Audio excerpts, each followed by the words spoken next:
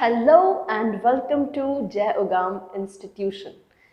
Today we are going to discuss the class 12th economics second book Indian Economic Development, and the first chapter of that book is Indian Economy on the Eve of Independence. Firstly, we'll discuss about what are the topics that we are going to discuss in this chapter. Firstly हम क्या पढ़ने वाले हैं वो discuss करेंगे, फिर हम discuss करेंगे हर एक पॉइंट को बहुत ही डिटेल में, और फिर उसके बाद चैप्टर ओवर होने के बाद हम डिस्कस करेंगे कि लास्ट 5 इयर्स में इस पर्टिकुलर चैप्टर से कितने क्वेश्चंस आए हैं और हर एक क्वेश्चन का सल्यूशन देखेंगे। तो चलिए शुरू करते हैं। यहाँ पर हमारे पास सबसे पहले आ जाता है चैप्टर का name, Indian economy on the eve of independence, यानी जब भारत को आज़ादी मिली थी 1947 के टाइम पे, उस टाइम पर भारत की क्या कंडीशन थी, क्या सिचुएशन थी, उसको हम यहाँ डिटेल में डिस्कस करने वाले हैं। तो यहाँ हम कौन कौन से टॉपिक स्टडी करने वाले हैं। फर्स्ट टॉपिक होगा overall features of Indian economy on the eve of independence. Independence के टाइम पे इंडियन इकोनॉमी के ओवरऑल फीचर्स, यानी यहाँ हम एग्रीकल्चर की भी बात करेंगे, इंडस्ट्रीज़ की भी बात करेंगे, ट्रेड की भी बात करेंगे, सभी के ओवरऑल फीचर्स को यहाँ डिस्कस करेंगे। सेकेंड पॉइंट हम इंडिविजुअली, जैसे कि स्टेट ऑफ एग्रीकल्चर सेक्टर, 1947 के टाइम पे जब हमको इंडिपेंडेंस मिली, उस वक्त एग्रीकल्चर क्या कंडीशन में था, एग्रीकल्चर की क्या सिचुएशन थी, उसको हम यहाँ डिस्कस करेंगे। फिर इंडस्ट्रियल सेक्टर की क्या कंडीशन थी, उसको डिस्कस करेंगे। फॉरेन ट्रेड, यानी दूसरी कंट्री से इंडिया को छोड़ करके जो रेस्ट ऑफ द वर्ल्ड है उसके साथ हम जो ट्रेड करते हैं, यानी खरीदना और बेचना, एक्सपोर्ट और इंपोर्ट जो करते हैं, उसको देखेंगे कि किस तरीके का एक्सपोर्ट हम उस वक्त किया करते थे, क्या क्या चीज़ें इंपोर्ट होती थी, वो सारी चीज़ें हम यहाँ डिस्कस करेंगे। फिर आएगा डेमोग्राफिक प्रोफाइल। डेमोग्राफिक प्रोफाइल यानी उस वक्त लोगों की कंडीशन कैसी थी, उस वक्त पॉपुलेशन कैसी थी, पॉपुलेशन में बर्थ रेट कितना था, डेथ रेट कितना था, लाइफ एक्सपेक्टेंसी कितनी थी, मोर्टेलिटी रेट कितनी थी, ये सारी चीज़ें हम यहाँ डेमोग्राफिक प्रोफाइल में डिस्कस करेंगे।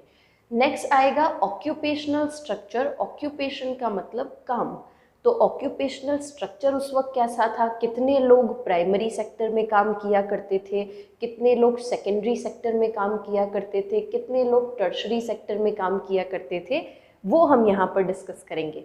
नेक्स्ट पॉइंट आ जाता है इंफ्रास्ट्रक्चर।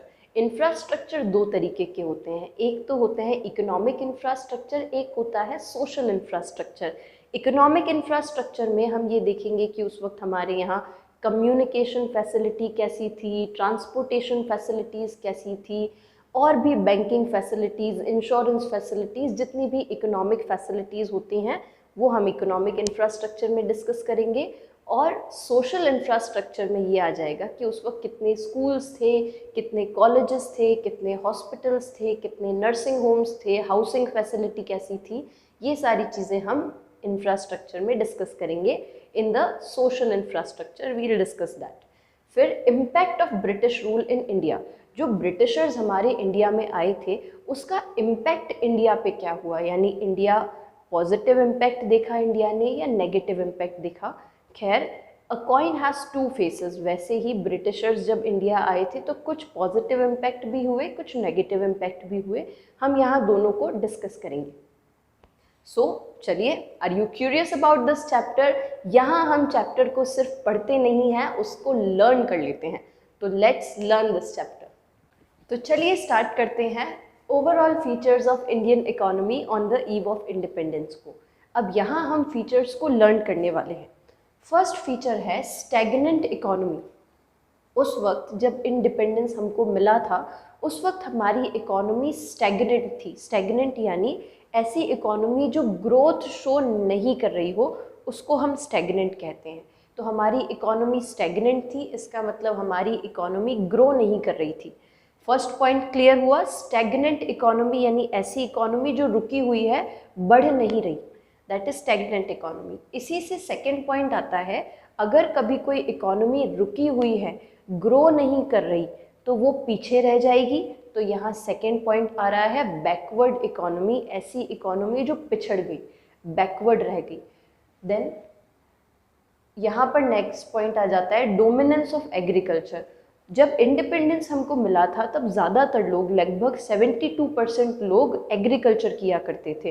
तो एग्रीकल्चर का डोमिनेंस था, एग्रीकल्चर ज़्यादा किया जाता था। अब इसी से हमारा फोर्थ पॉइंट निकल करके आता है कि अगर एग्रीकल्चर का डोमिनेंस था, यानी एग्रीकल्चर ज़्यादा किया जा रहा था, तो इंडस्ट्रीज़ कम होगी। अगर 72% लोग एग्रीकल्चर कर रहे थे तो बचे हुए 28% लोग इंडस्ट्रियलाइजेशन या इंडस्ट्रीज़ या फिर सर्विस सेक्टर में होंगे, तो इंडस्ट्रीज़ कम थी।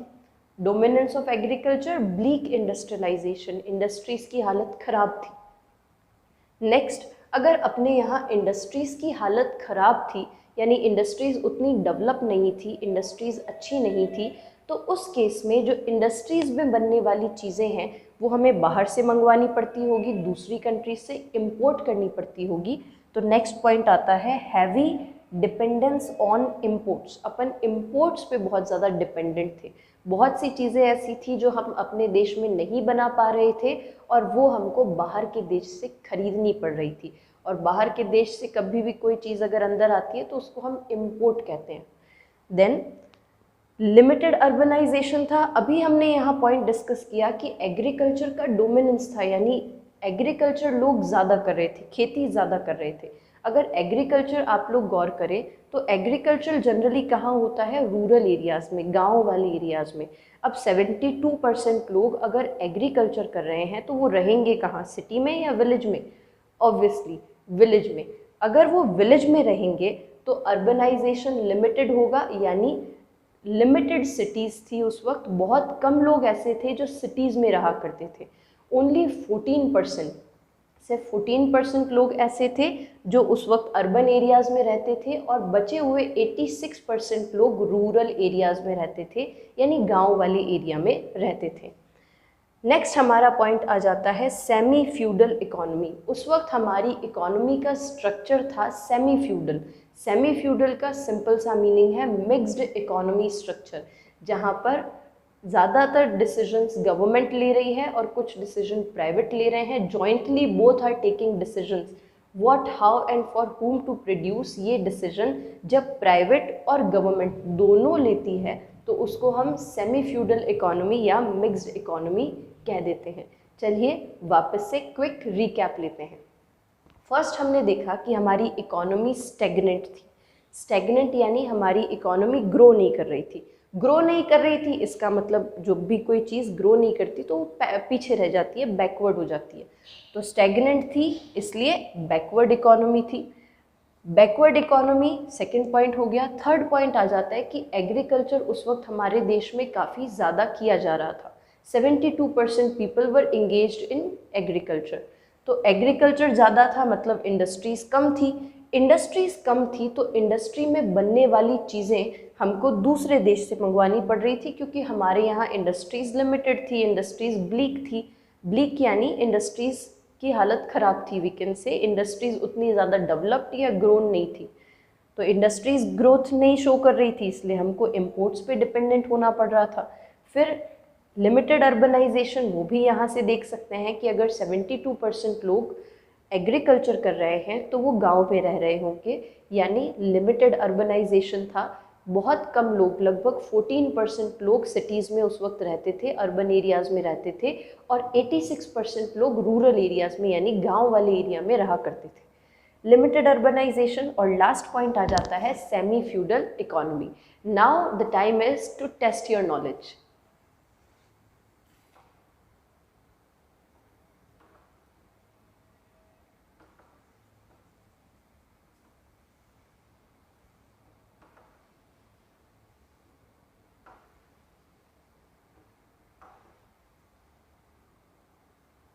अब आप लोग खुद सोचिए कि क्या क्या फीचर्स अभी हमने लर्न किए थे। Total 7 features are there. First was economy, right, stagnant थी, ग्रोथ नहीं शो कर रही थी। Stagnant economy first feature.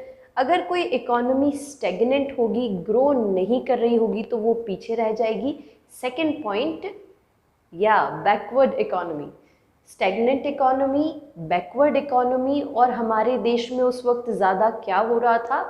Agriculture, absolutely, dominance of agriculture. अगर एग्रीकल्चर ज़्यादा हो रहा था मतलब इंडस्ट्रीज कम चल रही होंगी, तो ब्लीक इंडस्ट्रियलाइजेशन, इंडस्ट्रीज कम थी, इसका मतलब हमको इंडस्ट्री से बनने वाली चीज़ों के लिए दूसरों पे, इम्पोर्ट्स पे डिपेंडेंट रहना पड़ता होगा, rest of the world, foreign countries पे डिपेंडेंट रहना पड़ता होगा, तो heavy dependence on imports, heavy dependence on imports हमारा नेक्स्ट पॉइंट हो गया।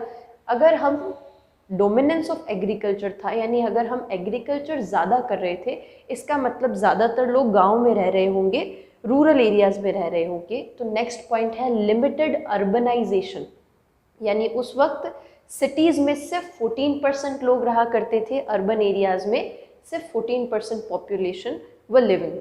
Next and last point, the seventh one, yes, you are right, that is semi feudal economy.